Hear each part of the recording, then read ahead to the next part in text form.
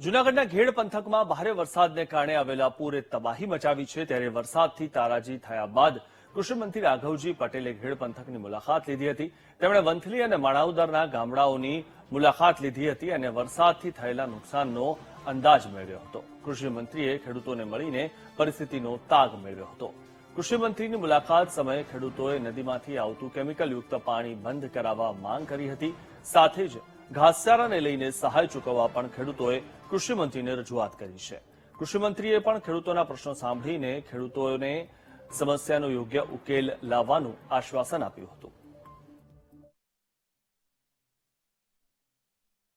આજે અમે માણાવદર વિસ્તારના ઘેડ પંથકના ગામોમાં અતિવૃષ્ટિના કારણે જે કોઈ નુકસાની થઈ હોય તે જાત પરીક્ષણ કરવા માટે જિલ્લાના કલેક્ટરશ્રી, ડીડીઓશ્રી અને અધિકારીશ્રીઓ સાથે જિલ્લા પંચાયતના પ્રમુખશ્રી, જિલ્લા પંચાયતના પ્રમુખશ્રી, સ્થાનિક ધારાસભ્યો અને બધા આગેવાનો સાથે અમે આજે લોકોને મળી અને પરિસ્થિતિનું નિરીક્ષણ કરવાના છીએ અને ભાગરૂપે અહીં પ્રશ્નો લોકો અહીંયા મળ્યા છે આગળના ગામોમાં અને જઈ આ પ્રશ્નો જાણી અને વહેલી તકે લોકોને આમાં કઈ રીતે થઈ શકાય એ દિશામાં અમે કાર્યવાહી તાત્કાલિક હાથ કરવાના છીએ।